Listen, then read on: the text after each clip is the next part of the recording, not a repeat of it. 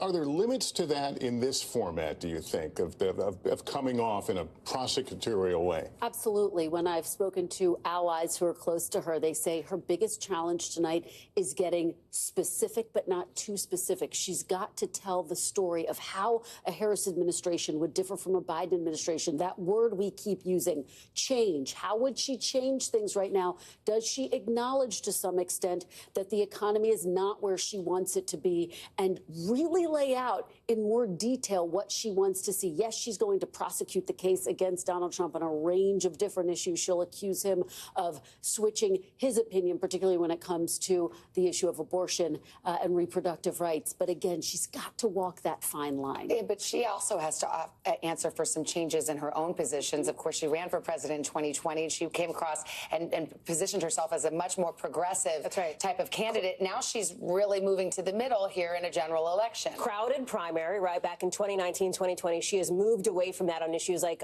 for example, mandated gun buybacks for automatic rifles, something that she no longer supports. Fracking, for example, something that she has changed her position on as well. You look at Medicare for All, a position that she's backed away from. Watch for the former president to try to go after some of these issues. And I'll tell you, to bring it back to the voters, that panel with Kate Snow is super interesting. The economy came up again and again. And even though this summer, for the first time, inflation dipped below 3% for the first time since March of 2021, people don't feel great about it right now. So how does Vice President Harris address that moving forward? And let me briefly go there and talk about his physical performance. It's been noted by many that the former president has tended to be more rambling, disjointed in many of his answers at a time that we were focusing on Joe Biden. Is that something that folks will be watching carefully? He's now, of course, the older candidate now. Okay, we will be back with you. It's the top of the hour now, 9 o'clock on the East Coast here in New York and in Philadelphia, the room where it's about to happen. We're just seconds away now from tonight's first and perhaps last presidential debate between Vice President Kamala Harris and former President Donald Trump. As we've noted, this will be the first time these candidates have met in person, and it's happening on a debate stage. Also, the first debate since President Biden left the race over the summer and Harris became the Democratic nominee. A lot has happened in a very compressed period of time. Yes, it has. And we have a few moments until the debate starts. We will join it. ABC News is broadcasting it, but we will simulcast.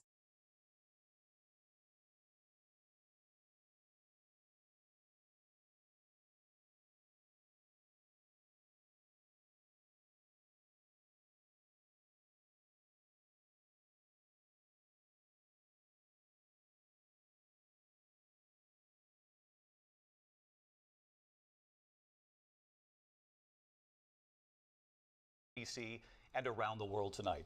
Vice President Kamala Harris and President Donald Trump are just moments away from taking the stage in this unprecedented race for president. And I'm Lindsay Davis. Tonight's meeting could be the most consequential event of their campaigns, with Election Day now less than 2 months away. For Vice President Kamala Harris, this is her first debate since President Biden withdrew from the race on July 21st. Of course, that decision followed his debate against President Donald Trump in June. Since then, this race has taken on an entirely new dynamic. And that brings us to the rules of tonight's debate. 90 minutes with 2 commercial breaks. No topics or questions have been shared with the campaigns. The candidates will have 2 minutes to answer questions, and this is the clock. That's what they'll be seeing. 2 minutes for rebuttals and 1 minute for follow-ups, clarifications, or responses. Their microphones will only be turned on when it's their turn to speak. No pre-written notes allowed. There is no audience here tonight in this hall at the National Constitution Center. This is an intimate setting for 2 candidates who have never met. President Trump won the coin toss. He chose to deliver the final closing statement of the evening. Vice President Harris selected the podium to the right. So let's now welcome the candidates to the stage. Vice President Kamala Harris and President Donald Trump.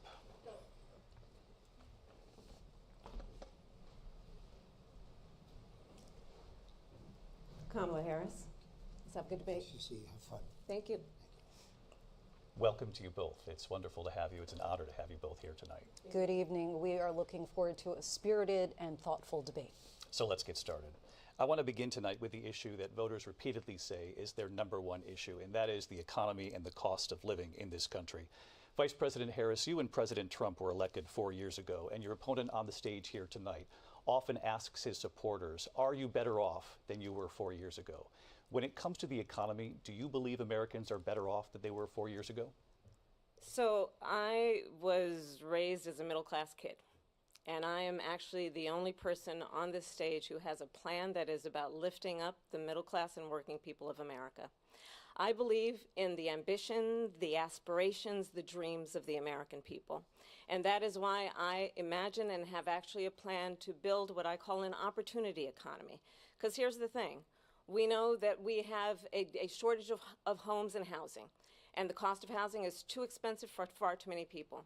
We know that young families need support to raise their children, and I intend on extending a tax cut for those families of $6,000, which is the largest child tax credit that we have given in a long time, so that those young families can afford to buy a crib, buy a car seat, buy clothes for their children. My passion, one of them, is small businesses.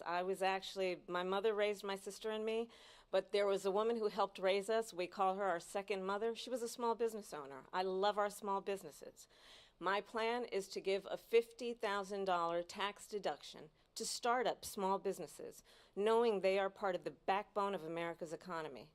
My opponent, on the other hand, his plan is to do what he has done before, which is to provide a tax cut for billionaires and big corporations, which will result in $5 trillion to America's deficit.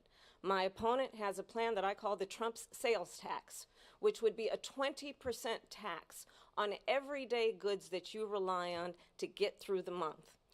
Economists have said that Trump sales tax would actually result for middle-class families in about $4,000 more a year because of his policies and his ideas about what should be the backs of middle-class people paying for tax cuts for billionaires. President Trump, I'll give you 2 minutes. First of all, I have no sales tax. That's an incorrect statement. She knows that. We're doing tariffs on other countries. Other countries are going to finally, after 75 years, pay us back for all that we've done for the world. And the tariff will be substantial in some cases. I took in billions and billions of dollars, as you know, from China. In fact, they never took the tariff off because it was so much money they can't. It would totally destroy everything that they've set out to do. They're taking in billions of dollars from China and other places. They've left the tariffs on. When I had it, I had tariffs, and yet I had no inflation. Look, we've had a terrible economy because inflation which is really known as a country buster. It breaks up countries.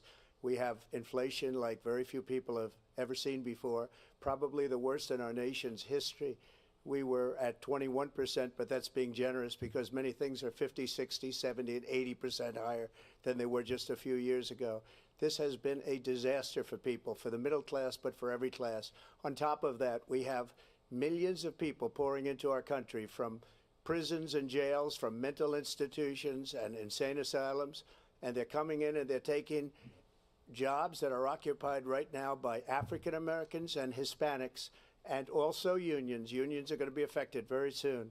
And you see what's happening. You see what's happening with towns throughout the United States. You look at Springfield, Ohio. You look at Aurora in Colorado. They are taking over the towns. They're taking over buildings. They're going in violently. These are the people that Xi and Biden led into our country, and they're destroying our country. They're dangerous. They're at the highest level of criminality, and we have to get them out. We have to get them out fast. I created one of the greatest economies in the history of our country. I'll do it again and even better. We are going to get to immigration and border security during this debate, but I would like to let Vice President Harris respond on the economy here. Well, I would love to. Let's talk about what Donald Trump left us. Donald Trump left us the worst unemployment since the Great Depression. Donald Trump left us the worst public health epidemic in a century. Donald Trump left us the worst attack on our democracy since the Civil War. And what we have done is clean up Donald Trump's mess. What we have done and what I intend to do is build on what we know are the aspirations and the hopes of the American people. But I'm going to tell you all in this debate tonight, you're going to hear from the same old tired playbook, a bunch of lies, grievances, and name-calling. What you're going to hear tonight is a detailed and dangerous plan called Project 2025 that the former president intends on implementing if he were elected again. I believe very strongly that the American people want a president who understands the importance of bringing us together, knowing we have so much more in common than what separates us. And I pledge to you to be a president for all Americans. President Trump will give you a minute here to respond. Number one, I have nothing to do, as you know, and as she knows better than anyone, I have nothing to do with Project 2025. That's out there. I haven't read it. I don't want to read it purposely. I'm not going to read it. This was a group of people that got together. They came up with some ideas, I guess some good, some bad, but it makes no difference. I have nothing to do. Everybody knows I'm an open book. Everybody knows what I'm going to do. Cut taxes very substantially and create a great economy like I did before. We had the greatest economy. We got hit with a pandemic. And the pandemic was not since 1917, where 100 million people died, has there been anything like it. We did a phenomenal job with the pandemic. We handed them over a country where the economy and where the stock market was higher than it was before the pandemic came in. Nobody's ever seen anything like it. We made ventilators for the entire world. We got gowns, we got masks, we did things that nobody thought possible. And people give me credit for rebuilding the military. They give me credit for a lot of things, but not enough credit for the great job we did with the pandemic. But the only jobs they got were bounce back jobs. These were jobs bounced back, and it bounced back and it went to their benefit. But I was the one that created them. They know it, and so does everybody else. Vice President Harris, I'll let you respond. So Donald Trump has no plan for you. And when you look at his economic plan, it's all about tax breaks for the richest people. I am offering what I describe as an opportunity economy, and the best economists in our country, if not the world, have reviewed our relative plans for the future of America. What Goldman Sachs has said is that Donald Trump's plan would make the economy worse, mine would strengthen the economy. What the Wharton School has said is Donald Trump's plan would actually explode the deficit. 16 Nobel laureates have described his economic plan as something that would increase inflation and by the middle of next year would invite a recession. You just have to look at where we are and where we stand on the issues. And I'd invite you to know that Donald Trump actually has no plan for you because he is more interested in defending himself than he is in looking out for you. That's just a soundbite. They gave her that to say. Look, I went to the Wharton School of Finance, and many of those professors, the top professors, think my plan is a brilliant plan. It's a great plan. It's a plan that's going to bring up our worth, our value as a country. It's going to make people want to be able to go and work and create jobs and create a lot of good, solid money for our country. And just to finish off, she doesn't have a plan. She copied Biden's plan, and it's like 4 sentences, like run, spot, run.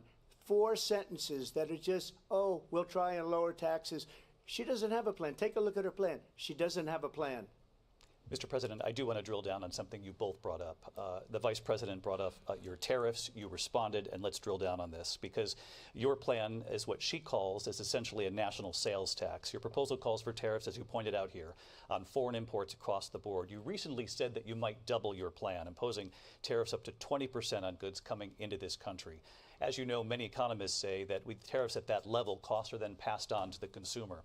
Vice President Harris has argued it'll mean higher prices on gas, food, clothing, medication, arguing it costs the typical family nearly $4,000 a year. Do you believe Americans can afford higher prices because of tariffs? They're not going to have higher prices. What's going to have and who's going to have higher prices is China and all of the countries that have been ripping us off for years. I was the only president ever. China was paying us hundreds of billions of dollars, and so were other countries. And, you know, if she doesn't like them, they should have gone out and they should have immediately cut the tariffs. But those tariffs are there 3.5 years now under their administration. We are going to take in billions of dollars, hundreds of billions of dollars. I had no inflation, virtually no inflation. They had the highest inflation perhaps in the history of our country because I've never seen a worse period of time. People can't go out and buy cereal or bacon or eggs or anything else. The people of our country are absolutely dying with what they've done. They've destroyed the economy. And all you have to do is look at a poll. The polls say 80 and 85 and even 90% that the Trump economy was great, that their economy was terrible. Vice President Harris, I do want to ask for your response, and you heard what the president said there, because the Biden administration did keep a number of the Trump tariffs in place. So how do you respond? Well, let's be clear that the Trump administration resulted in a trade deficit, one of the highest we've ever seen in the history of America. He invited trade wars. You want to talk about his deal with China? What he ended up doing is, under Donald Trump's presidency, he ended up selling American chips to China to help them improve and modernize their military, basically sold us out, when a policy about China should be in making sure the United States of America wins the competition for the 21st century, which means focusing on the details of what that requires, focusing on relationships with our allies, focusing on investing in American-based technology so that we win the race on AI, on quantum computing, focusing on what we need to do to support America's workforce so that we don't end up having on the short end of the stick in terms of workers' rights. But what Donald Trump did, let's talk about this, with COVID, is he actually thanked President Xi for what he did during COVID. Look at his tweet. Thank you, President Xi, exclamation point, when we know that Xi was responsible for lacking and not giving us transparency about the origins of COVID. President Trump, I'll let you respond. First of all, they bought their chips from Taiwan. We hardly make chips anymore because of philosophies like they have and policies like they have. I don't say her because she has no policy. Everything that she believed 3 years ago and 4 years ago is out the window. She's going to my philosophy now. In fact, I was going to send her a MAGA hat. She's gone to my philosophy. But if she ever got elected, she'd change it. And it will be the end of our country. She's a Marxist. Everybody knows she's a Marxist. Her father's a Marxist professor in economics, and he taught her well. But when you look at what she's done to our country, and when you look at these millions and millions of people that are pouring into our country monthly, where it's, I believe, 21 million people, not the 15 that people say, and I think it's a lot higher than the 21. That's bigger than New York State pouring in. And just look at what they're doing to our country. They're criminals. Many of these people coming in are criminals. And that's bad for our economy, too. You know, you mentioned before, we'll talk about immigration later. Well, bad immigration is the worst thing that can happen to our economy. They have, and she has, destroyed our country with policy that's insane. Almost policy that you'd say they have to hate our country. President Trump, thank you. Lindsay? I want to turn to the issue of abortion. President Trump, you've often touted that you were able to kill Roe v. Wade.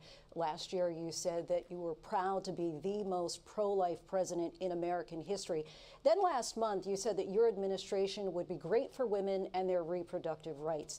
In your home state of Florida, you surprised many with regard to your 6-week abortion ban, because you initially had said that it was too short. And you said, quote, I'm going to be voting that we need more than 6 weeks. But then the very next day, you reversed course and said you would vote to support the 6-week ban. Vice President Harris says that women shouldn't trust you on the issue of abortion because you've changed your position so many times. Therefore, why should they trust you? Well, the reason I'm doing that vote is because the plan is, as you know, the vote is, they have abortion in the 9th month.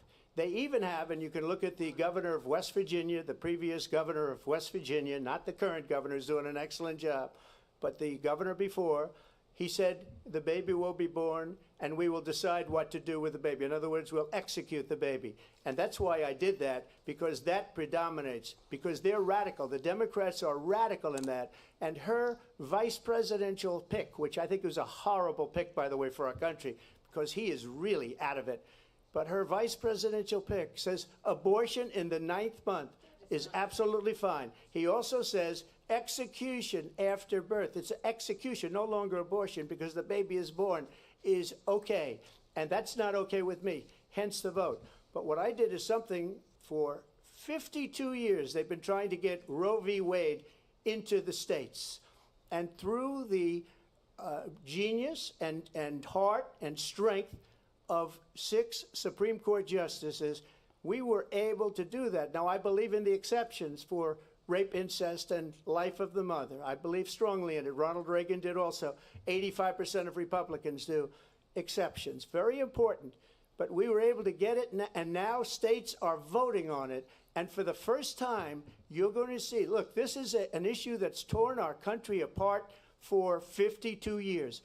Every legal scholar, Every Democrat, every Republican, liberal, conservative, they all wanted this issue to be brought back to the states where the people could vote. And that's what happened. Now, Ohio, the vote was somewhat liberal. Kansas, the vote was somewhat liberal, much more liberal than people would have thought.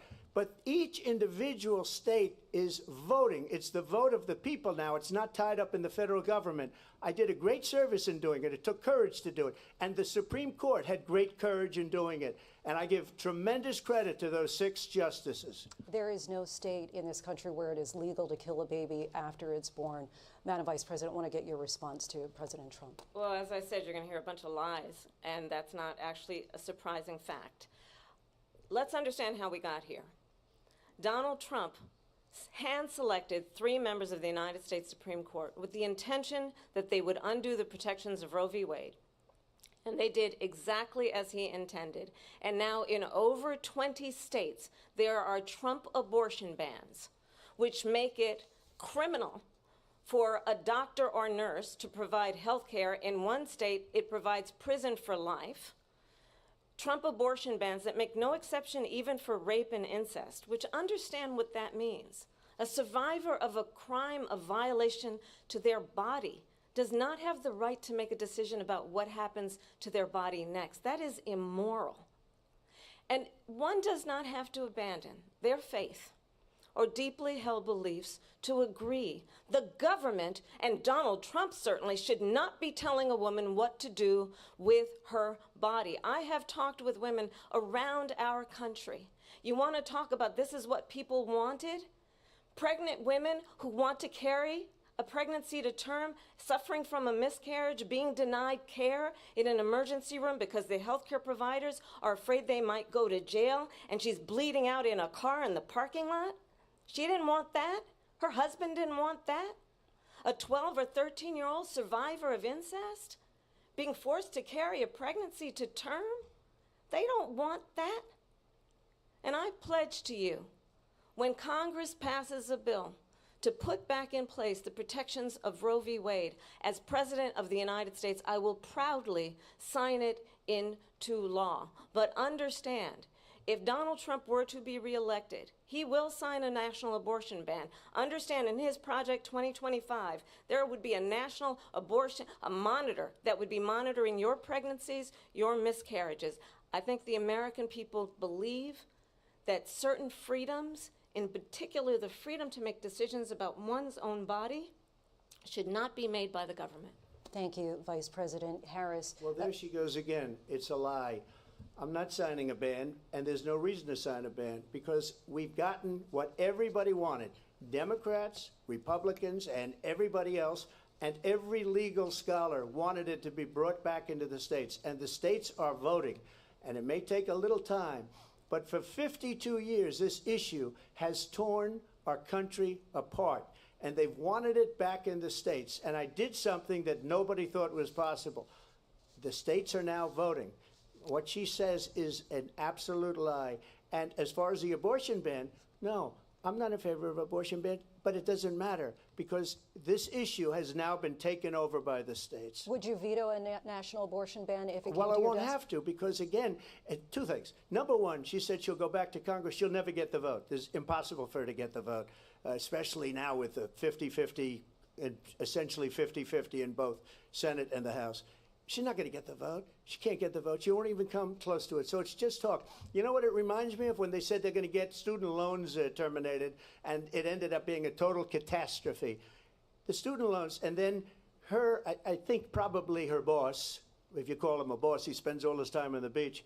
But look, her boss went out and said, we'll do it again. We'll do it a different way. And he went out, got rejected again by the Supreme Court. So all these students got taunted with this whole thing about this whole idea, and how unfair that would have been. Part of the reason they lost to the millions and millions of people that had to pay off their student loans. They didn't get it for free, but they were saying it's the same way that they talked about that they talk about abortion. But if I could just get a yes or no, because your running mate, J.D. Vance, has said that you would veto it if it did come to your desk. Well, I didn't discuss it with J.D. In all fairness, J.D., and I don't mind if he has a certain view, but I think he was speaking for me, but I really didn't. Look, we don't have to discuss it because she'd never be able to get it, just like she couldn't get student loans. They couldn't get student loans. They didn't even come close to getting student loans. They taunted young people and a lot of other people that had loans. They can never get this approved. So it doesn't matter what she says about going to Congress. Well, wonderful. Let's go to Congress, do it. But the fact is that for years they wanted to get it out of Congress and out of the federal government, and we did something that everybody said couldn't be done. And now you have a vote of the people on abortion. Vice President Harris, I want to give you your time to respond, but I do want to ask, would you support any restrictions on a woman's right to an abortion? I absolutely support reinstating the protections of Roe v. Wade, and as you rightly mentioned, nowhere in America is a woman carrying a pregnancy to term and asking for an abortion. That is not happening. It's insulting to the women of America. And understand what has been happening under Donald Trump's abortion bans. Couples who pray and dream of having a family are being denied IVF treatments. What is happening in our country? Working people, working women who are working 1 or 2 jobs, who can barely afford childcare as it is, have to travel to another state to get on a plane sitting next to strangers to go and get the health care she needs. Barely can afford to do it, and what you are putting her through is unconscionable. And the people of America have not, the majority of Americans believe in a woman's right to make decisions about her own body, and that is why in every state where this issue has been on the ballot, in red and blue states both, the people of America have voted for freedom. Vice President Harris, excuse me, I have to respond. Another lie. It's another lie. I have been a leader on IVF, which is fertilization. The IVF, I have been a leader. In fact, when they got a very negative decision on IVF from the Alabama courts, I saw the people of Alabama and the legislature 2 days later voted it in.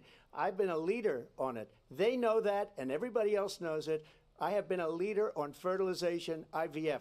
And the other thing, you should ask, will she allow abortion in the 8th month, 9th month, 7th month? Come on. Okay, would you do that?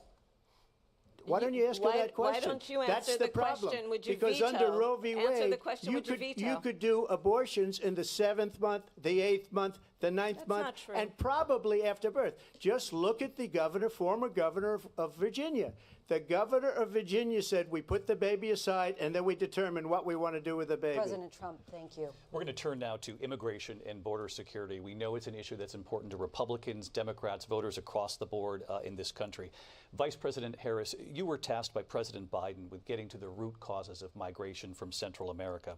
We know that illegal border crossings reached a record high in the Biden administration. This past June, President Biden imposed tough new asylum restrictions. We know the numbers since then have dropped significantly. But my question to you tonight is, why did the administration wait until 6 months before the election to act? And would you have done anything differently from President Biden on this? So I'm the only person on this stage who has prosecuted transnational criminal organizations for the trafficking of guns, drugs, and human beings. And let me say that the United States Congress, including some of the most conservative members of the United States Senate, came up with a border security bill which I supported. And that bill would have put 1,500 more border agents on the border to help those folks who are working there right now overtime, trying to do their job. It would have allowed us to stem the flow of fentanyl coming into the United States. I know there are so many families watching tonight who have been personally affected by the surge of fentanyl in our country. That bill would have put more resources to allow us to prosecute transnational criminal organizations for trafficking in guns, drugs, and human beings. But you know what happened to that bill? Donald Trump got on the phone, called up some folks in Congress, and said, kill the bill. And you know why? Because he'd prefer to run on a problem instead of fixing a problem. And understand, this comes at a time where the people of our country actually need a leader who engages in solutions, who actually addresses the problems at hand. But what we have in the former president is someone who would prefer to run on a problem instead of fixing a problem. And I'll tell you something, he's going to talk about immigration a lot tonight, even when it's not the subject that is being raised. And I'm going to actually do something really unusual, and I'm going to invite you to attend one of Donald Trump's rallies.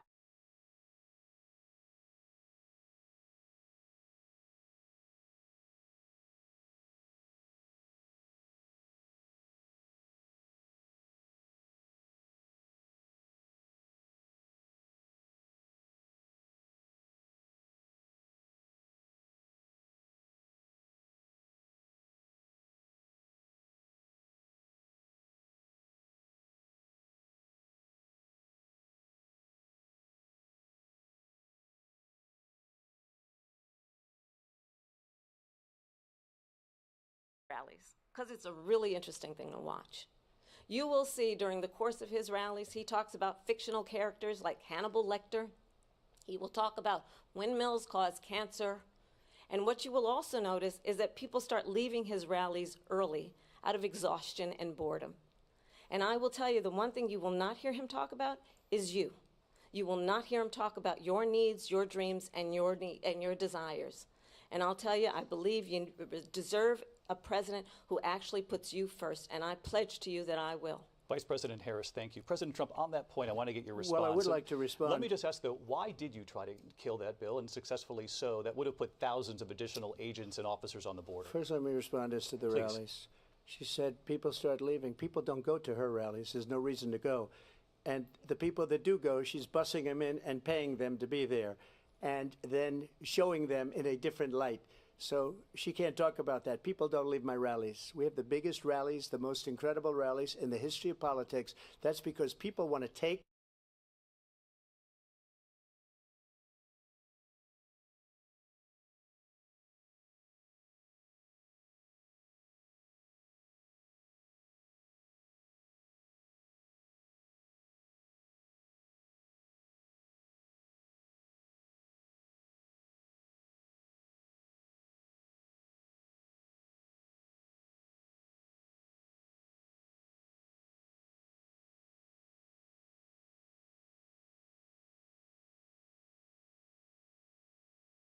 their country back. Our country is being lost. We're a failing nation. And it happened 3.5 years ago. And what's going on here, you're going to end up in World War III, just to go into another subject. What they have done to our country by allowing these millions and millions of people to come into our country, and look at what's happening to the towns all over the United States. And a lot of towns don't want to talk. It's not going to be Aurora or Springfield. A lot of towns don't want to talk about it because they're so embarrassed by it. In Springfield, they're eating the dogs, the people that came in. They're eating the cats. They're eating the pets of the people that live there. And this is what's happening in our country, and it's a shame. As far as rallies are concerned, as far as the reason they go is they like what I say. They want to bring our country back. They want to make America great again. It's a very simple phrase, make America great again. She's destroying this country, and if she becomes president, this country doesn't have a chance of success. Not only success, we'll end up being Venezuela on steroids. I just want to clarify here. You bring up Springfield, Ohio, and ABC News did reach out to the city manager there. He told us there had been no credible reports of specific claims of pets being harmed, injured, or abused by individuals within the immigrant community. Well, I've seen people on television. Let me just say here, this is the people on television say my dog was taken and used for food. So maybe he said that, and maybe that's a good thing to say for a city manager. I'm not taking this from but television. But the people I'm on television saying their dog was eaten by the people that went there. Again, the Springfield city manager says there's no evidence of that. Vice We'll President find Harris, out. I'll let you respond to the rest of what you've heard. You talk about extreme. This is, I think, one of the reasons why in this election I actually have the endorsement of 200 Republicans who have formerly worked with President Bush, Mitt Romney, and John McCain, including the endorsement of former Vice President Dick Cheney and Congress member Liz Cheney. And if you want to really know the inside track on who the former president is, if he didn't make it clear already, just ask people who have worked with him. His former chief of staff, a 4-star general, has said he has contempt for the Constitution of the United States. His former national security advisor has said he is dangerous and unfit. His former Secretary of Defense has said the nation, the republic, would never survive another Trump term. And when we listen to this kind of rhetoric, when the issues that affect the American people are not being addressed, I think the choice is clear in this election. President Trump, I'll give you a quick minute to respond here. Thank you, because when I hear that, see, I'm a different kind of a person. I fired most of those people, not so graciously. They did bad things or a bad job. I fired them. They never fired one person. They didn't fire anybody having to do with Afghanistan and the Taliban and the 13 people whose were just killed, viciously and violently killed. And I got to know the parents and the family. They didn't fire. They should have fired all those generals, all those top people, because that was one of the most incompetently handled situations anybody has ever seen. So when somebody does a bad job, I fire him. And you take a guy like Esper, he was no good, I fired him, so he writes a book. Another one writes a book, because with me they can write books, with nobody else can they. But they have done such a poor job, and they never fire anybody. Look at the economy. Look at the inflation. They didn't fire any of their economists. They have the same people. That's a good way not to have books written about you. But just to finish, I got more votes than any Republican in history by far. In fact, I got more votes than any president, sitting president, in history by far. Let me continue on immigration. It was what you wanted to talk about earlier, so let's get back to your deportation proposal that the vice president has reacted to as well. President Trump, you call this the largest domestic deportation operation in the history of our country. You say you would use the National Guard. You say if things get out of control, you'd have no problem using the U.S. military. Police, yes. You also said you would use local police. How would you deport 11 million undocumented immigrants? I know you believe that number is much higher. Take us through this. What does this look like? Will authorities be going door to door in this country? Yeah, it is much higher because of them. They allowed criminals, many, many millions of criminals. They allowed terrorists. They allowed common street criminals. They allowed people to come in, drug dealers, to come into our country. And they're now in the United States and told by their countries like Venezuela, don't ever come back or we're going to kill you. Do you know that crime in Venezuela and crime in countries all over the world is way down? You know why? Because they've taken their criminals off the street and they've given them to her to put into our country. And this will be one of the greatest mistakes in history for them to allow. And I think they probably did it because they think they're going to get votes, but it's not worth it because they're destroying the fabric of our country by what they've done. There's never been anything done like this at all. They've destroyed the fabric of our country. Millions of people let in, and all over the world, crime is down all over the world except here. Crime here is up and through the roof. Despite their fraudulent statements that they made, crime in this country is through the roof. And we have a new form of crime. It's called migrant crime. And it's happening at levels that nobody thought possible. President Trump, as you know, the FBI says overall violent crime is actually coming down in this country. But Vice Excuse President me, Harris, the FBI they were defrauding statements. They didn't include the worst cities.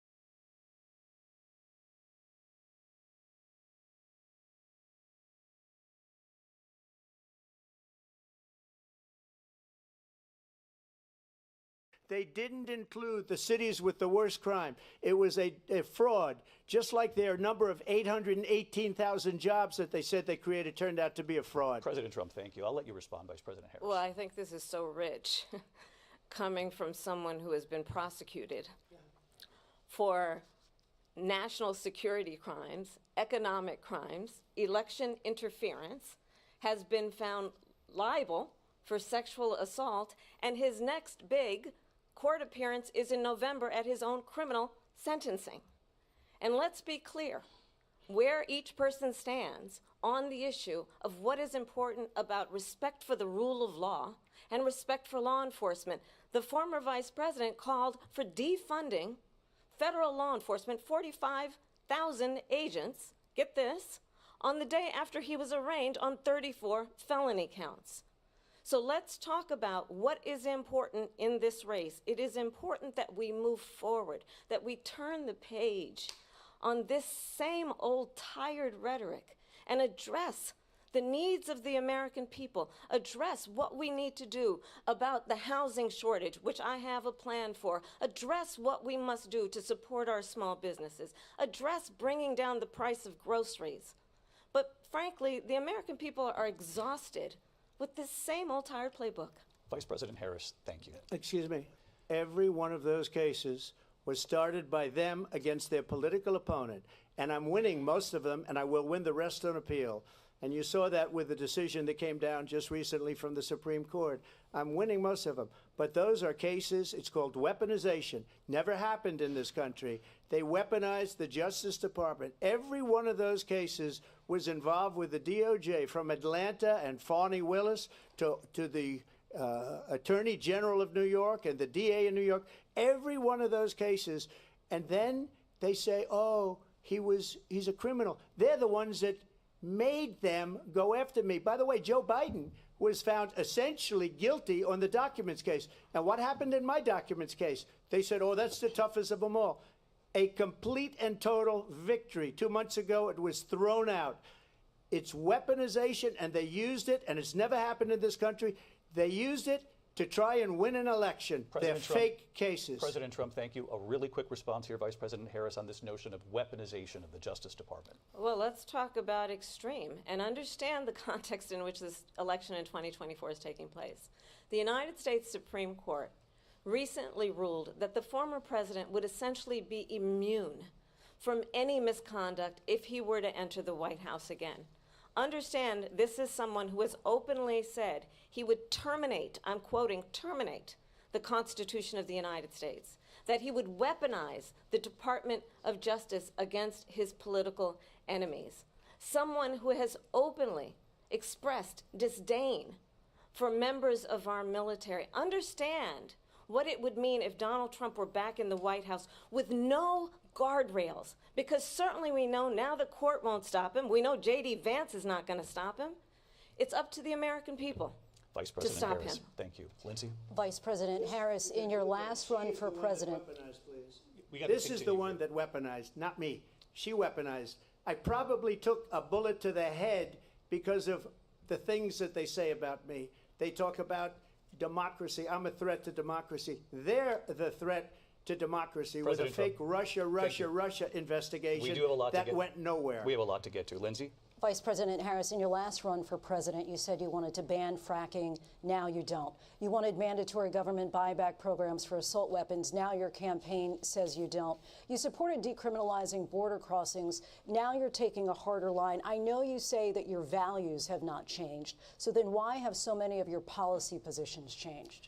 So my values have not changed, and I'm going to discuss at least every point that you've made. But in particular, let's talk about fracking, because we're here in Pennsylvania. I made that very clear in 2020. I will not ban fracking. I have not banned fracking as Vice President of the United States. And in fact, I was the tie-breaking vote on the Inflation Reduction Act, which opened new leases for fracking.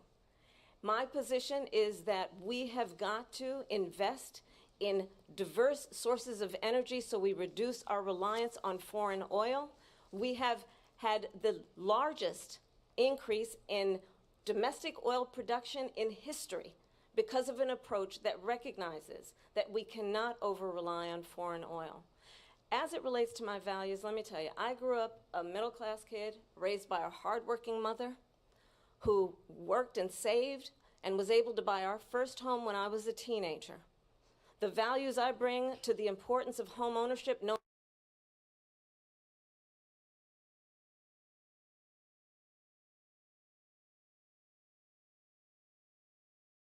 everybody got handed $400 million on a silver platter and then filed bankruptcy 6 times, is a value that I bring to my work, to say we are going to work with the private sector and home builders to increase 3 million homes, increase by 3 million homes by the end of my first term. My work that is related to having a friend when I was in high school who was sexually assaulted by her stepfather. And my focus then on protecting women and children from violent crime is based on a value that is deeply grounded in the importance of standing up for those who are most vulnerable. My work that is about protecting Social Security and Medicare is based on long-standing work that I have done, protecting seniors from scams. My values have not changed. And what is important is that there is a president who actually brings values and a perspective that is about lifting people up and not beating people down and name-calling. The true measure of the leader is the leader who actually understands the strength is not in beating people down, it's in lifting people up. I intend to be that president. President Trump, your Well, response? first of all, I wasn't given $400 million. I wish I was. My father was a Brooklyn builder, Brooklyn, Queens, and a great father, and I learned a lot from him. But I was given a fraction of that, a tiny fraction, and I built it into many, many billions of dollars, many, many billions. And when people see it, they are even surprised. So we don't have to talk about that. Fracking, she's been against it for 12 years. Defund the police, she's been against that forever. She gave all that stuff up very wrongly, very horribly, and everybody's laughing at it, okay? They're all laughing at it. She gave up at least 12 and probably 14 or 15 different policies. Like, she was big on defund the police. In Minnesota, she went out, wait a minute, I'm talking now, if you don't mind, please. Does that sound familiar? She went out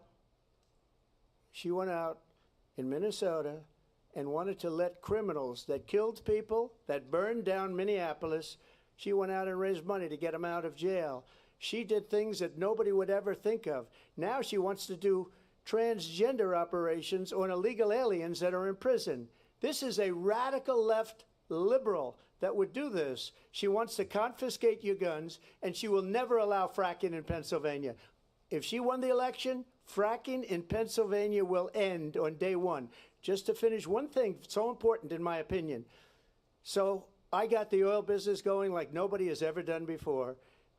When they took over, they got rid of it, started getting rid of it, and the prices were going up the roof. They immediately let these guys go to where they were.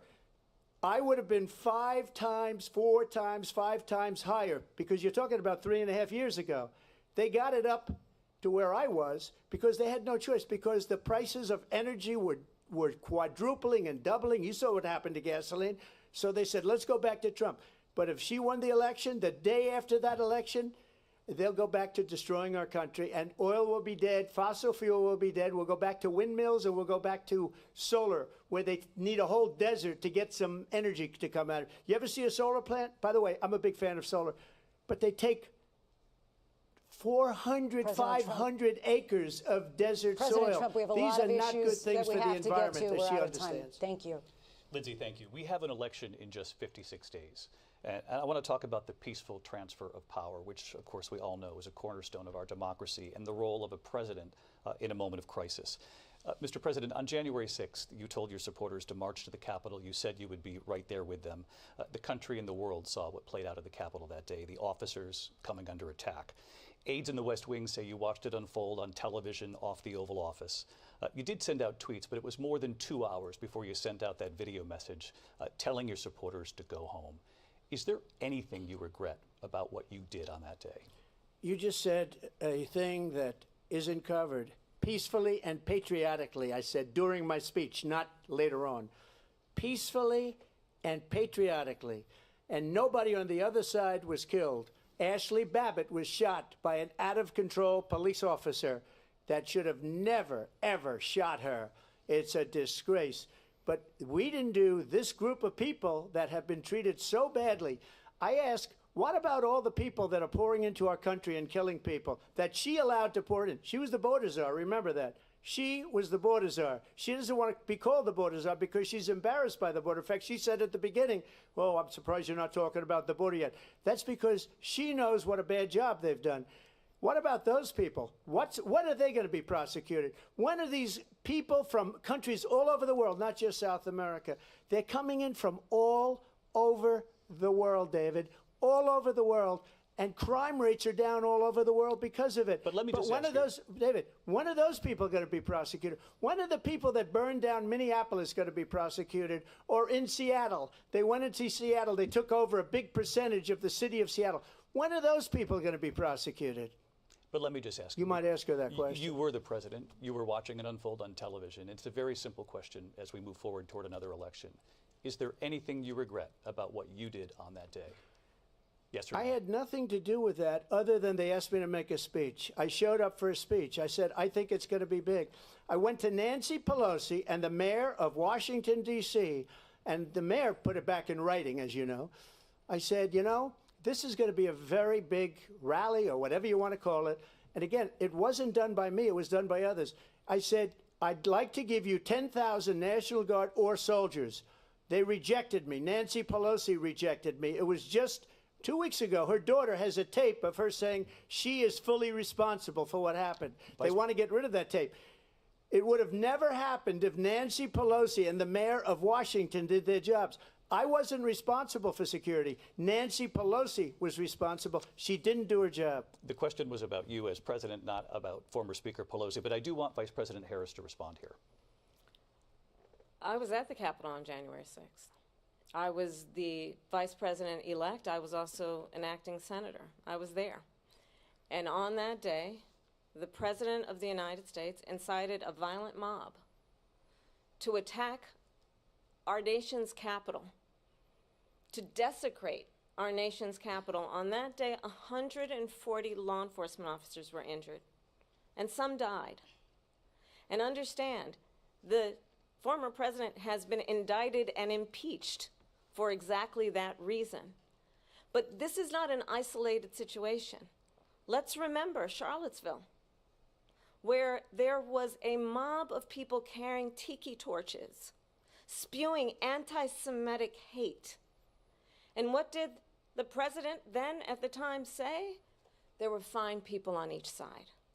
Let's remember that when it came to the Proud Boys, a militia, the president said, the former president said, stand back and stand by. So for everyone watching who remembers what January 6th was, I say we don't have to go back. Let's not go back. We're not going back. It's time to turn the page. And if that was a bridge too far for you, well, there is a place in our campaign for you to stand for country, to stand for our democracy, to stand for rule of law, and to end the chaos, and to end the approach that is about attacking the foundations of our democracy because you don't like the outcome. And be clear on that point. Donald Trump, the candidate, has said in this election there will be a bloodbath if this and the outcome of this election is not to his liking. Let's turn the page on this. Let's not go back. Let's chart a course for the future and not go backwards to the past. Let me just follow up here. It was a different term, and it was a term that related to energy because they have destroyed our energy business. That was where bloodbath was. Also, on Charlottesville, that story has been, as you would say, debunked. Laura Ingraham, Sean Hannity, Jesse, all of these people, they covered it. If they go an extra sentence, they will see it was perfect. It was debunked in almost every newspaper, but they still bring it up, just like they bring 2025 up. They bring all of this stuff up. I ask you this. You talk about the Capitol. Why are we allowing these millions of people to come through on the southern border? How come she's not doing anything? And I'll tell you what I would do, and I would be very proud to do it. I would say we would both leave this debate right now. I'd like to see her go down to Washington, D.C. during this debate, because we're wasting a lot of time. Go down to, because she's been so bad, it's so ridiculous. Go down to Washington, D.C. and let her sign a bill to close up the border, because they have the right to do it. They don't need bills. They have the right to do it. The President of the United States, you'll get him out of bed, you'll wake him up at 4 o'clock in the afternoon, you'll say, come on down to the office, let's sign a bill. If he signs a bill that the border is closed, all he has to do is say it to the Border Patrol, who are phenomenal. If they do that, the border is closed. Mr. Those President, people are killing many people, unlike J6. We talked immigration here tonight. I do want to focus on this next issue to both of you, because it really brings us this into focus, truth in these times that we're living in. Mr. President, for 3.5 years after you lost the 2020 election, you repeatedly falsely claimed that you won, many times saying you won in a landslide. In the past couple of weeks leading up to this debate, you have said, quote, you lost by a whisker, that you, quote, didn't quite make it, that you came up a little bit short. I said that? Are you now acknowledging that you lost in 2020? No, I don't acknowledge that at all. But I you said did that say sarcastically. You know that. It was said, oh, we lost by a whisker. That was said sarcastically. Look, there's so much proof. All you have to do is look at it. And they should have sent it back to the legislatures for approval. I got almost 75 million votes, the most votes any sitting president has ever gotten. I was told if I got 63, which was what I got in 2016, you can't be beaten. The election, people should never be thinking about an election as fraudulent. We need two things. We need walls, and we have to have it. We have to have borders, and we have to have good elections. Our elections are bad. And a lot of these illegal immigrants coming in, they're trying to get them to vote. They can't even speak English. They don't even know what country they're in practically. And these people are trying to get them to vote. And that's why they're allowing them to come into our country. I did watch all of these pieces of video. I didn't detect the sarcasm, lost by a whisker, we didn't quite make it. And we should just point out here as clarification, and you know this, you and your allies, 60 cases in front of many judges, many of them Republican. No judge looked at it. And said they said no we didn't have standing. That's the other thing. They said we didn't have standing, a technicality. Can you imagine a system where a person in an election doesn't have standing? The President of the United States doesn't have standing. That's how we lost. If you look at the facts, and I'd love to have you'll do a special on it. I'll show you Georgia, and I'll show you Wisconsin, and I'll show you Pennsylvania, and I'll show you. We have so many facts and statistics, but you know what? That doesn't matter, because we have to solve the problem that we have right now. That's old news. And the problem that we have right now is we have a nation in decline, and they have put it into decline. We have a nation that is dying, David. Mr. President, thank you. Vice President Harris, you heard the president there tonight. He said he didn't say that he lost by a whisker. So he still believes he did not lose the election that was won by President Biden and yourself. But I do want to ask you about something that's come up in the last couple of days. This was a post from President Trump about this upcoming election just weeks away. He said, when I win, those people who cheated, and then he lists donors, voters, election officials, he says will be prosecuted to the fullest extent of the law, which will include long-term prison sentences. One of your campaign's top lawyers responded saying, we won't let Donald Trump intimidate us. We won't let him suppress the vote. Is that what you believe he's trying to do here? Donald Trump was fired by 81 million people. So let's be clear about that. And clearly he is having a very difficult time processing that. But we cannot afford to have a president of the United States who attempts, as he did in the past, to upend the will of the voters in a free and fair election. And I'm going to tell you that I have traveled the world as Vice President of the United States, and world leaders are laughing at Donald Trump. I have talked with military leaders, some of whom worked with you, and they say you're a disgrace. And when you then talk in this way in a presidential debate and deny what over and over again are court cases you have lost because you did in fact lose that election, it leads one to believe that perhaps we do not have in the candidate to my right the temperament or the ability to not be confused about fact. That's deeply troubling, and the American people deserve better. I'll give you 1 minute to respond, Mr. President. Let me just tell you about world leaders. Viktor Orban, one of the most respected men, they call him a strong man. He's a tough person, smart. Prime Minister of Hungary. They said, why is the whole world blowing up? 3 years ago it wasn't. Why is it blowing up? He said, because you need Trump back as president. They were afraid of him. China was afraid, and I don't like to use the word afraid, but I'm just quoting him. China was afraid of him. North Korea was afraid of him. Look at what's going on with North Korea, by the way. He said Russia was afraid of him. I ended the Nord Stream 2 pipeline, and Biden put it back on day one, but he ended the XL pipeline. The XL pipeline in our country, he ended that. But he let the Russians build a pipeline going all over Europe and heading into Germany, the biggest pipeline in the world. Look, Viktor Orban said it. He said the most respected, most feared person is Donald Trump. We had no problems when Trump was president, but when this weak, pathetic man that you saw at a debate just a few months ago, that if he weren't in that debate, he'd be running instead of her. She got no votes. He got 14 million votes. What you did, you talk about a threat to democracy. He got 14 million votes, and they threw him out of office. And you know what? I'll give you a little secret. He hates her. He can't stand her. But he got 14 million votes. They threw him out. She got 0 votes. And when she ran, she was the first one to leave because she failed. And now she's running. I don't understand it, but I'm okay with it because your time is I think we're going to do very well. We've got a lot more to get to. Turning now to the Israel-Hamas war and the hostages who are still being held, Americans among them. Vice President Harris, in December, you said, quote, Israel has a right to defend itself, but you added, quote, it matters how, saying international humanitarian law must be respected. Israel must do more to protect innocent civilians. You said that 9 months ago. Now an estimated 40,000 Palestinians are dead. Nearly 100 hostages remain. Just last week, Prime Minister Benjamin Netanyahu said there's not a deal in the making. President Biden has not been able to break through the stalemate. How would you do it? Well, let's understand how we got here. On October 7, Hamas, a terrorist organization, slaughtered 1,200 Israelis.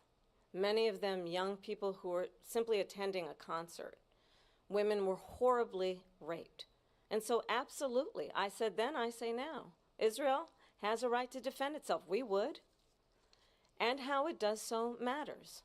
Because it is also true, far too many innocent Palestinians have been killed. Children, mothers. What we know is that this war must end. It must end immediately, and the way it will end is we need a ceasefire deal and we need the hostages out. And so we will continue to work around the clock on that. Work around the clock also understanding that we must chart a course for a two-state solution. And in that solution, there must be security for the Israeli people and Israel and in equal measure for the Palestinians. But the one thing I will assure you always, I will always give Israel the ability to defend itself, in particular as it relates to Iran and any threat that Iran and its proxies pose to Israel. But we must have a two-state solution where we can rebuild Gaza, where the Palestinians have security, self-determination, and the dignity they so rightly deserve. President Trump, how would you negotiate with Netanyahu and also Hamas in order to get the hostages out and prevent the killing of more innocent civilians in Gaza? If I were president, it would have never started. If I were president, Russia would have never, ever, I know Putin very well, he would have never, and there was no threat of it either, by the way, for 4 years, have gone into Ukraine and killed millions of people when you add it up, far worse than people understand what's going on over there. But when she mentions about Israel, all of a sudden, she hates Israel. She wouldn't even meet with Netanyahu when he went to Congress to make a very important speech. She refused to be there because she was at a sorority party of hers. She wanted to go to the sorority party. She hates Israel. If she's president, I believe that Israel will not exist within 2 years from now. And I've been pretty good at predictions, and I hope I'm wrong about that one. She hates Israel. At the same time, in her own way, she hates the Arab population, because the whole place is going to get blown up. Arabs, Jewish people, Israel will be gone. It would have never happened. Iran was broke under Donald Trump. Now Iran has $300 billion because they took off all the sanctions that I had. Iran had no money for Hamas or Hezbollah or any of the 28 different spheres of terror. And they are spheres of terror, horrible terror. They had no money. It was a big story, and you know it. You covered it very well, actually. They had no money for terror. They were broke. Now they're a rich nation, and now what they're doing is they're spreading that money around. Look at what's happening with the Houthis and Yemen. Look at what's going on in the Middle East. This would have never happened. I will get that settled and fast, and I'll get the war with Ukraine and Russia ended. If I'm president-elect, I'll get it done before even becoming president. Vice President Harris, he says you hate Israel. That's absolutely not true. I have my entire career and life supported Israel and the Israeli people. He knows that. He's trying to, again, divide and distract from the reality, which is it is very well known that Donald Trump is weak and wrong on national security and foreign policy. It is well known that he admires dictators, wants to be a dictator on day one, according to himself. It is well known that he said of Putin that he can do whatever the hell he wants and go into Ukraine. It is well known that he said when Russia went into Ukraine, it was brilliant. It is well known he exchanged love letters with Kim Jong-un. And it is absolutely well known that these dictators and autocrats are rooting for you to be president again because they're so clear they can manipulate you with flattery and favors. And that is why so many military leaders who you have worked with have told me you are a disgrace. That is why we understand that we have to have a president who is not consistently weak and wrong on national security, including the importance of upholding and respecting in highest regard our military. Vice President Harris, thank you. They're the ones, and she's the one that caused it, that's weak on national security by allowing every nation last month for the year, 168 different countries sending people into our country. Their crime rates are way down. Putin endorsed her last week, said, I hope she wins. And I think he meant it, because what he's gotten away with is absolutely incredible. It wouldn't have happened with me. The leaders of other countries think that they're weak and incompetent, and they are. They're grossly incompetent. And I just ask one question.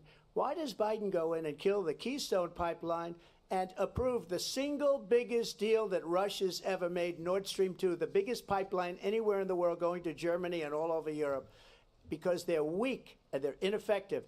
And Biden, by the way, President gets paid Trump, a lot of money. Thank you. We have a lot of issues to get to. We'll be right back with much more of this historic ABC News presidential debate from the National Constitution Center right here in Philadelphia. Back in a moment.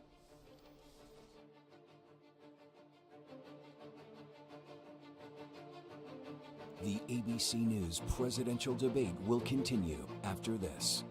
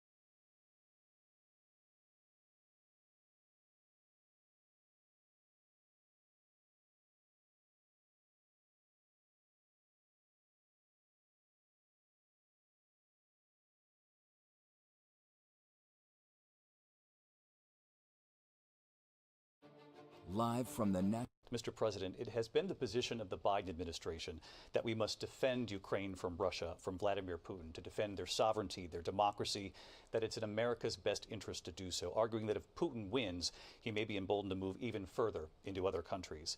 You have said you would solve this war in 24 hours. You said so just before the break tonight. How exactly would you do that? And I want to ask you a very simple question tonight. Do you want Ukraine to win this war? I want the war to stop. I want to save lives that are being uselessly, people being killed by the millions. It's the millions. It's so much worse than the numbers that you're getting, which are fake numbers. Look, we're in for 250 billion or more because they don't ask Europe, which is a much bigger beneficiary to getting this thing done than we are. They're in for $150 billion less because Biden and you don't have the courage to ask Europe like I did with NATO. They paid billions and billions, hundreds of billions of dollars when I said, either you pay up or we're not going to protect you anymore. So that's maybe one of the reasons they don't like me as much as they like weak people. But you take a look at what's happening. We're in for 250 to 275 billion. They're into 100 to 150. They should be forced to equalize. With that being said, I want to get the war settled. I know Zelensky very well, and I know Putin very well. I have a good relationship, and they respect your president, okay? They respect me. They don't respect Biden. How would you respect him? Why? For what reason? He hasn't even made a phone call in 2 years to Putin, hasn't spoken to anybody. They don't even try and get it. That is a war that's dying to be settled. I will get it settled before I even become president. If I win, when I'm president-elect, and what I'll do is I'll speak to one, I'll speak to the other, I'll get them together. That war would have never happened. And in fact, when I saw Putin after I left, unfortunately left because our country has gone to hell. But after I left, when I saw him building up soldiers, he did it after I left, I said, oh, he must be negotiating. It must be a good, strong point of negotiation. Well, it wasn't, because Biden had no idea how to talk to him. He had no idea how to stop it. And now you have millions of people dead, and it's only getting worse, and it could lead to World War III. Don't kid yourself, David. We're playing with World War III, and we have a president that we don't even know if he's... Where is our president? We don't even know if he's a president. And just to clarify they threw him out of a campaign like a dog. We don't even know. Is he our president? But we have a president, Mr. President, that doesn't know he's alive. Your time is up. Just to clarify in the question, do you believe it's in the U.S. best interest for Ukraine to win this war, yes or no? I think it's the U.S. best interest to get this war finished and just get it done. All right. Negotiate a deal, because we have to stop all of these human lives from being destroyed. I want to take this to Vice President Harris. I want to get your thoughts on support for Ukraine in this moment, but also as Commander-in-Chief, if elected, how would you deal with Vladimir Putin, and would it be any different from what we're seeing from President Biden? Well, first of all, it's important to remind the former president you're not running against Joe Biden, you're running against me. I believe the reason that Donald Trump says that this war would be over within 24 hours is because he would just give it up. And that's not who we are as Americans. Let's understand what happened here. I actually met with Zelensky a few days before Russia invaded, tried through force to change territorial boundaries, to defy one of the most important international rules and norms, which is the importance of sovereignty and territorial integrity. And I met with President Zelensky. I shared with him American intelligence about how he could defend himself. Days later, I went to NATO's eastern flank, to Poland and Romania. And through the work that I and others did, we brought 50 countries together to support Ukraine in its righteous defense. And because of our support, because of the air defense, the ammunition, the artillery, the javelins, the Abrams tanks that we have provided, Ukraine stands as an independent and free country. If Donald Trump were president, Putin would be sitting in Kyiv right now. And understand what that would mean, because Putin's agenda is not just about Ukraine. Understand why the European allies and our NATO allies are so thankful that you are no longer president, and that we understand the importance of the greatest military alliance the world has ever known, which is NATO, and what we have done to preserve the ability of Zelensky and the Ukrainians to fight for their independence. Otherwise, Putin would be sitting in Kyiv with his eyes on the rest of Europe, starting with Poland. And why don't you tell the 800,000 Polish Americans right here in Pennsylvania how quickly you would give up for the sake of favor and what you think is a friendship with what is known to be a dictator who would eat you for lunch. Vice President Harris, thank you. We've heard from both of you on Ukraine tonight. Afghanistan came up in the last hour. I wanted her to respond to something you said earlier, and please, I'll give you a minute here.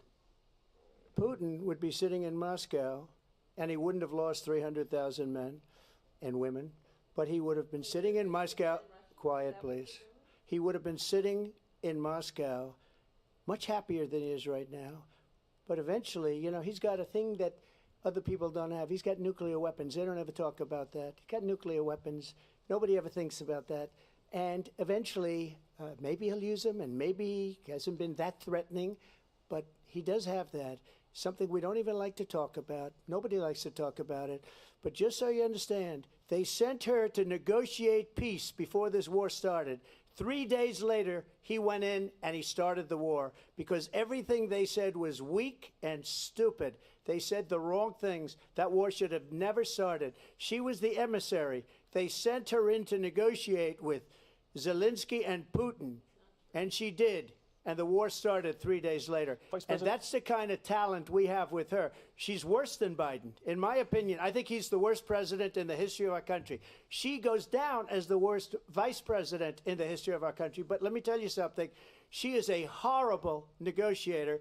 They sent her in to negotiate. As soon as they left, Putin did the invasion. President Trump, thank you. You did bring up something. You said she went to negotiate with Vladimir Putin. Vice President Harris, have you ever met Vladimir Putin? Can you clarify tonight? Yet again, I said it at the beginning of this debate, you're going to hear a bunch of lies coming from this fellow. And that is another one. When I went to meet with President Zelensky, I've now met with him over 5 times. The reality is it has been about standing as America always should, as a leader upholding international rules and norms, as a leader who shows strength, understanding that the alliances we have around the world are dependent on our ability to look out for our friends and not favor our enemies because you adore strongmen instead of caring about democracy. And that is very much what is at stake here. The President of the United States is Commander-in-Chief. And the American people have a right to rely on a president who understands the significance of America's role and responsibility in terms of ensuring that there is stability and ensuring we stand up for our principles and not sell them for the benefit of personal flattery. We've talked about Ukraine and Vladimir Putin. I do want to talk about Afghanistan. It came up in the first hour of this debate. I want to move on to Afghanistan. Stoltenberg said Trump did the most amazing thing I've ever seen. He got these countries, the 28 countries at the time, to pay up. He said, I've never seen. He's the head of NATO. He said, I've never seen. For years, we were paying almost all of NATO. We were being ripped off by European nations, both on trade and on NATO. I got them to pay up by saying one of the statements you made before, if you don't pay, we're not going to protect you. President Otherwise, Trump. we would have never gotten it. He said it was one of the most incredible jobs that he's ever seen done. Thank you. I want to turn to Afghanistan. It came up in the first hour of the debate, and we witnessed a poignant moment today on Capitol Hill, honoring the soldiers who died in the chaotic withdrawal from Afghanistan. I do want to ask the Vice President, do you believe you bear any responsibility in the way that withdrawal played out? Well, I will tell you, I agreed with President Biden's decision to pull out of Afghanistan. 4 presidents said they would, and Joe Biden did. And as a result, America's taxpayers are not paying the $300 million a day we were paying for that endless war. And as of today, there is not one member of the United States military who is in active duty in a combat zone in any war zone around the world, the first time this century. But let's understand how we got to where we are. Donald Trump, when he was president, negotiated one of the weakest deals you can imagine. He calls himself a deal maker. Even his national security advisor said it was a weak, terrible deal. And here's how it went down. He bypassed the Afghan government. He negotiated directly with a terrorist organization called the Taliban. The negotiation involved the Taliban getting 5,000 Taliban terrorists released. And get this, and the president at the time invited the Taliban to Camp David, a place of storied significance for us as Americans, a place where we honor the importance of American diplomacy, where we invite and receive respected world leaders. And this former president, as president, invited them to Camp David because he does not again appreciate the role and responsibility of the President of the United States to be commander-in-chief with a level of respect. And this gets back to the point of how he has consistently disparaged and demeaned members of our military, fallen soldiers, and the work that we must do to uphold the strength and the respect of the United States of America around the world. Vice President Harris, thank you. President Trump, your response to her saying that you began the negotiations with the Taliban. So if you take a look at that period of time, the Taliban was killing our soldiers, a lot of them, with snipers. And I got involved with the Taliban because the Taliban was doing the killing. That's the fighting force within Afghanistan. They don't bother doing that because, you know, they deal with the wrong people all the time. But I got involved. And Abdul is the head of the Taliban. He is still the head of the Taliban. And I told Abdul, don't do it anymore. You do it anymore, you're going to have problems. And he said, why do you send me a picture of my house? I said, you're going to have to figure that out, Abdul. And for 18 months, we had nobody killed. We did have an agreement negotiated by Mike Pompeo. It was a very good agreement. The reason it was good, it was we were getting out. We would have been out faster than them, but we wouldn't have lost the soldiers. We wouldn't have left many Americans behind, and we wouldn't have left $85 billion worth of brand new, beautiful military equipment behind. And just to finish, they blew it. The agreement said you have to do this, and they didn't do it. They didn't do it. The agreement was terminated by us because they didn't do what they were supposed to do. I want to move on. And these people did the worst withdrawal, and in my opinion, the most embarrassing moment in the history of our country. And by the way, that's why Russia attacked Ukraine, because they saw how incompetent she and her boss are. President Trump, thank you. I want to move on now to race and politics in this country. Mr. President, you recently said of Vice President Harris, quote, I didn't know she was black until a number of years ago when she happened to turn black, and now she wants to be known as black. I want to ask a bigger picture question here tonight. Why do you believe it's appropriate to weigh in on the racial identity of your opponent? I don't, and I don't care. I don't care what she is. I don't care. You make a big deal out of something. I couldn't care less. Whatever she wants to be is okay with me. But those were your words, so I'm asking. I don't know. I mean, all I can say is I read where she was not black, that she put out, and I'll say that. And then I read that she was black, and that's okay. Either one was okay with me. That's up to her. That's up to her. Vice President Harris, your thoughts on this? I think it's, I mean, honestly, I think it's a tragedy that we have someone who wants to be president who has consistently, over the course of his career, attempted to use race to divide the American people. You know, I do believe that the vast majority of us know that we have so much more in common than what separates us, and we don't want this kind of approach that is just constantly trying to divide us, and especially by race. And let's remember how Donald Trump started. He was land, he owned buildings, and he was investigated because he refused to rent property to black families. Let's remember, this is the same individual who took out a full-page ad in the New York Times calling for the execution of 5 young black and Latino boys who were innocent, the Central Park 5. Took out a full-page ad calling for their execution. This is the same individual who spread birther lies about the first black president of the United States. And I think the American people want better than that, want better than this, want someone who understands, as I do. I travel our country. We see in each other a friend. We see in each other a neighbor. We don't want a leader who is constantly trying to have Americans point their fingers at each other. I meet with people all the time who tell me, can we please just have discourse about how we're going to invest in the aspirations and the ambitions and the dreams of the American people? Knowing that regardless of people's color or the language their grandmother speaks, we all have the same dreams and aspirations and want a president who invests in those, not in hate and division. Vice President Harris, thank you. Lindsay? President Trump, this is now your third time.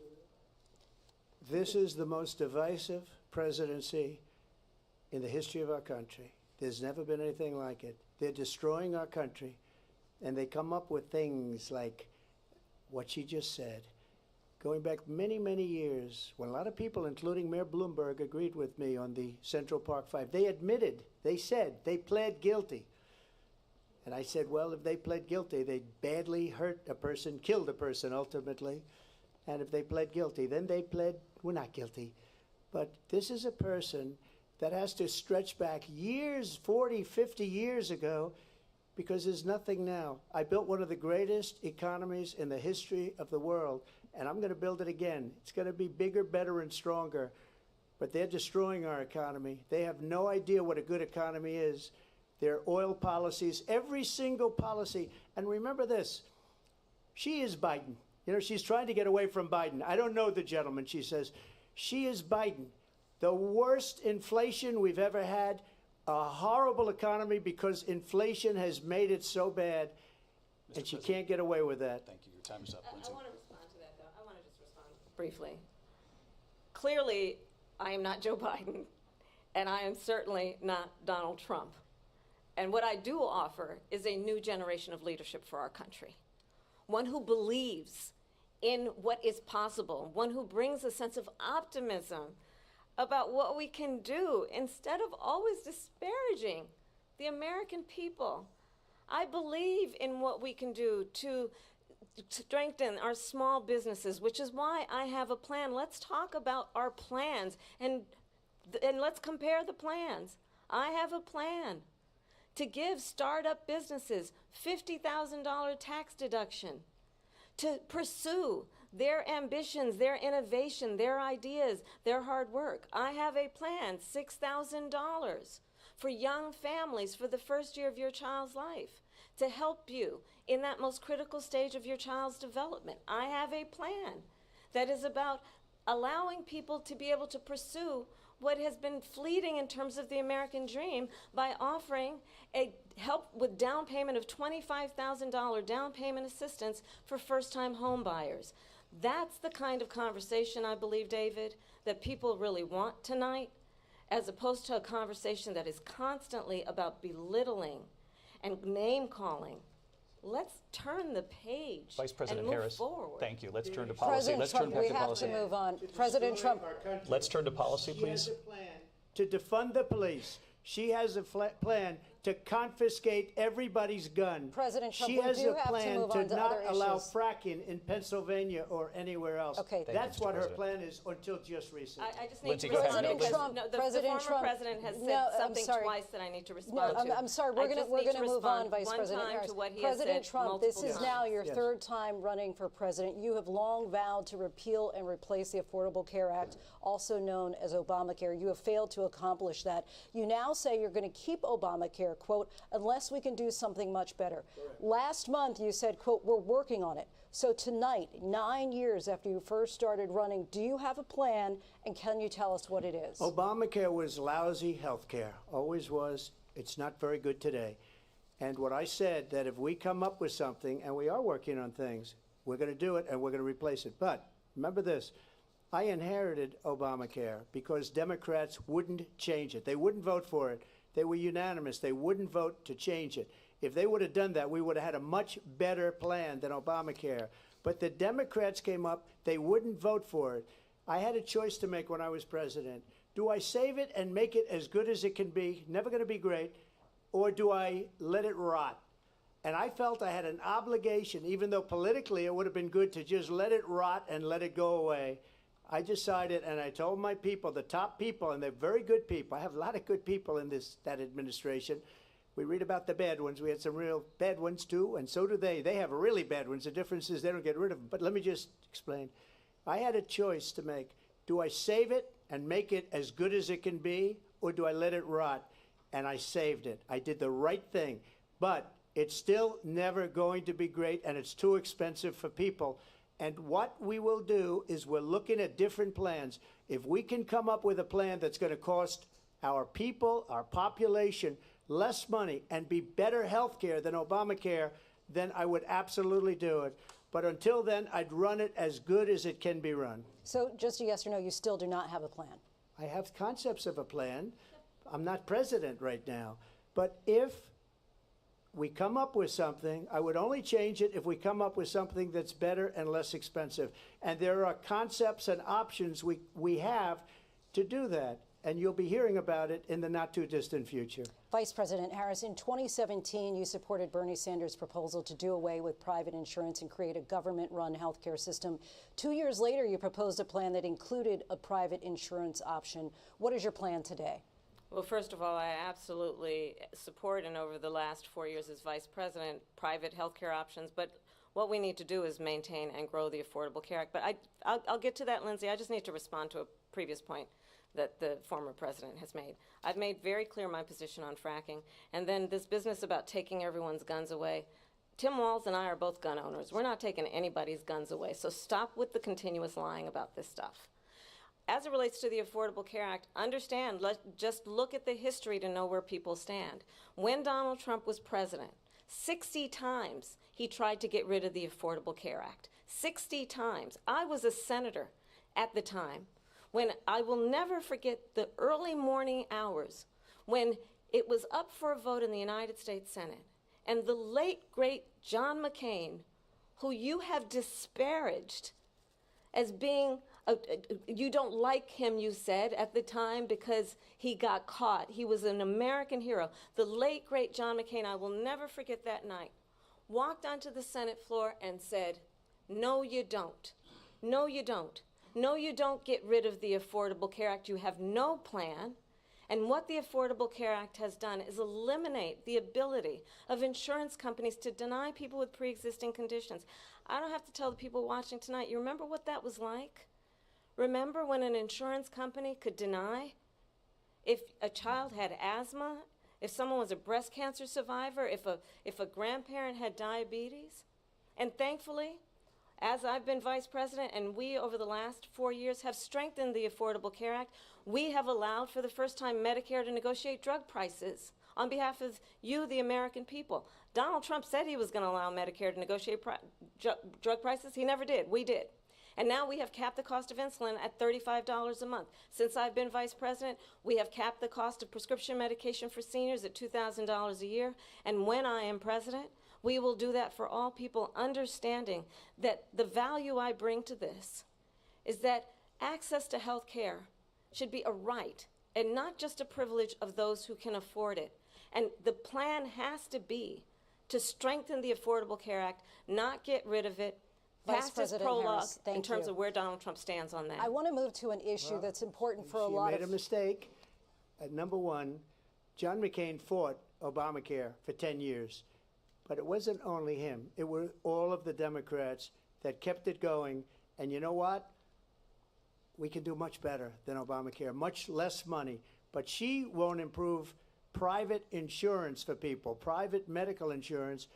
That's another thing she doesn't want to get. People are paying privately for insurance that have worked hard and made money, and they want to have private. She wants everybody to be on government insurance where you wait 6 months for an operation that you need immediately. President Trump, thank you. We have another issue that we'd like to get to that's important for a number of Americans, in particular younger voters, and that's climate change. President Trump, with regard to the environment, you say that we have to have clean air and clean water. Vice President Harris, you call climate change an existential threat. The question to you both tonight is, what would you do to fight climate change? And Vice President Harris, we'll start with you. 1 minute for you each. Well, the former president had said the climate change is a hoax. And what we know is that it is very real. You ask anyone who lives in a state who has experienced these extreme weather occurrences, who now is either being denied home insurance or it's being jacked up. You ask anybody who has been the victim of what that means in terms of losing their home, having nowhere to go. We know that we can actually deal with this issue. The young people of America care deeply about this issue. And I am proud that as Vice President over the last 4 years, we have invested $1 trillion in a clean energy economy, while we have also increased domestic gas production to historic levels. We have created over 800,000 new manufacturing jobs while I have been Vice President. We have invested in clean energy to the point that we are opening up factories around the world. Donald Trump said he was going to create manufacturing jobs. He lost manufacturing jobs. And I'm also proud to have the endorsement of the United Auto Workers and Sean Fain, who also know that part of building a clean energy economy includes investing in American-made products, American automobiles. It includes growing what we can do around American manufacturing and opening up auto plants, not closing them like happened under Donald Trump. Vice President Harris, thank you. It didn't happen under Donald Trump. Let me just tell you, they lost 10,000 manufacturing jobs this last month. It's going, they're all leaving. They're building big auto plants in Mexico, in many cases owned by China. They're building these massive plants, and they think they're going to sell their cars into the United States because of these people. What they have given to China is unbelievable. But we're not going to let that. We'll put tariffs on those cars so they can't come into our country, because they will kill the United Auto Workers and any auto worker, whether it's in Detroit or South Carolina or any other place. What they've done to business and manufacturing in this country is horrible. We have nothing because they refuse. You know, Biden doesn't go after people because supposedly China paid him millions of dollars. He's afraid to do it. Between him and his son, they get all this money from Ukraine. They get all this money from all of these different countries. And then you wonder, why is he so loyal to this one, that one, Ukraine, China? Why is he? Why did he get $3.5 million from the mayor of Moscow's wife? Why did she pay him $3.5 million?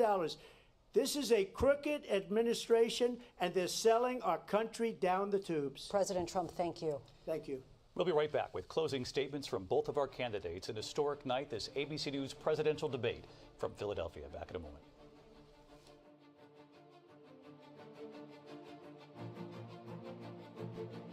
The ABC News presidential debate will continue after this.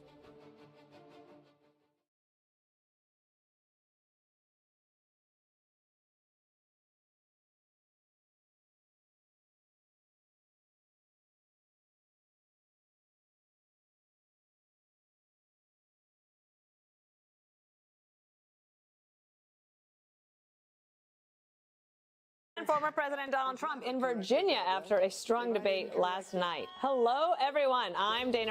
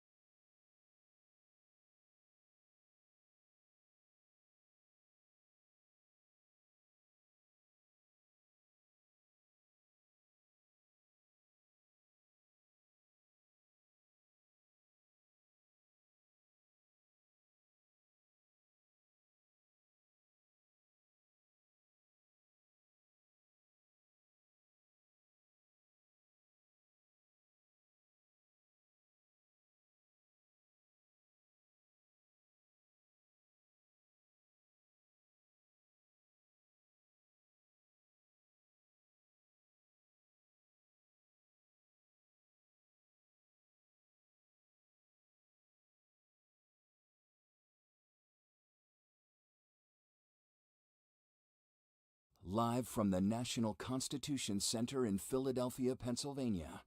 Here again, David Muir and Lindsay Davis. Welcome back tonight. The time has come for closing statements, and Vice President Harris, we begin with you.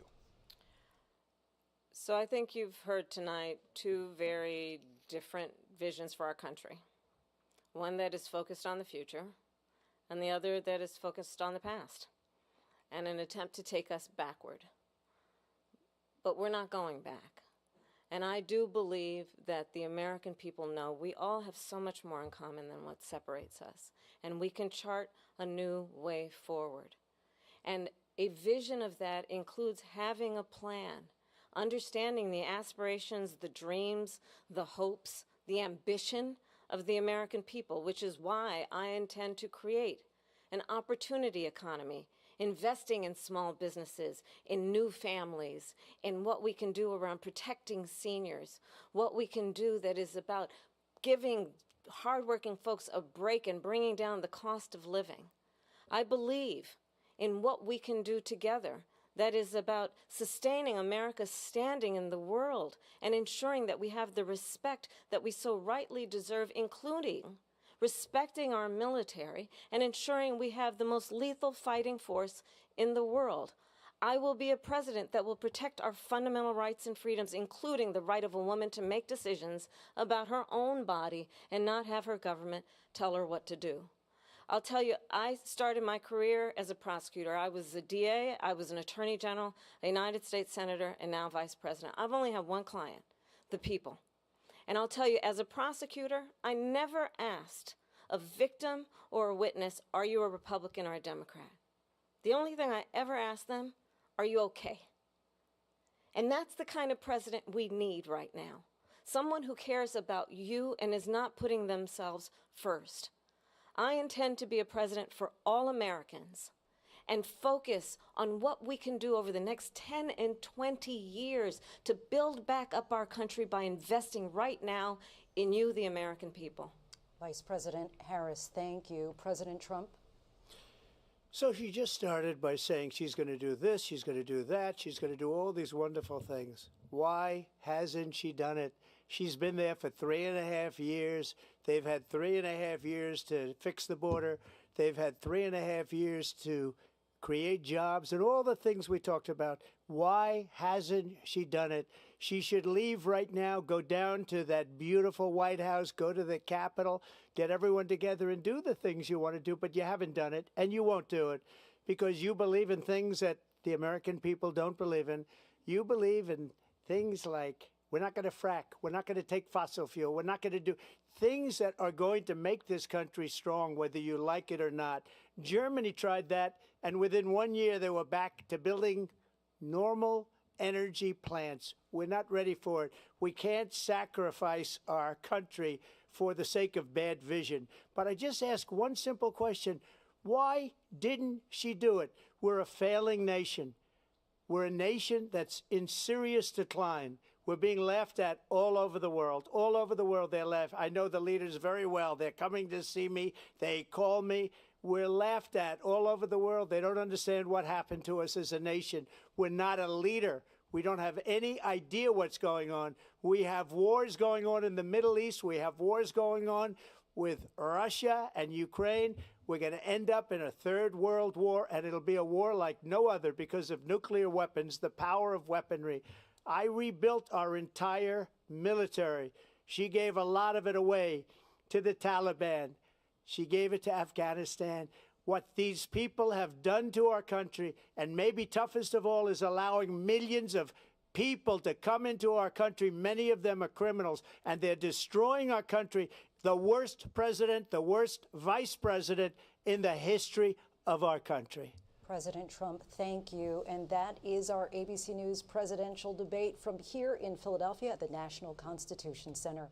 I'm Lindsay Davis. And I'm David Muir. Thank you for watching here in the U.S. and all over the world, and from all of us here at ABC News.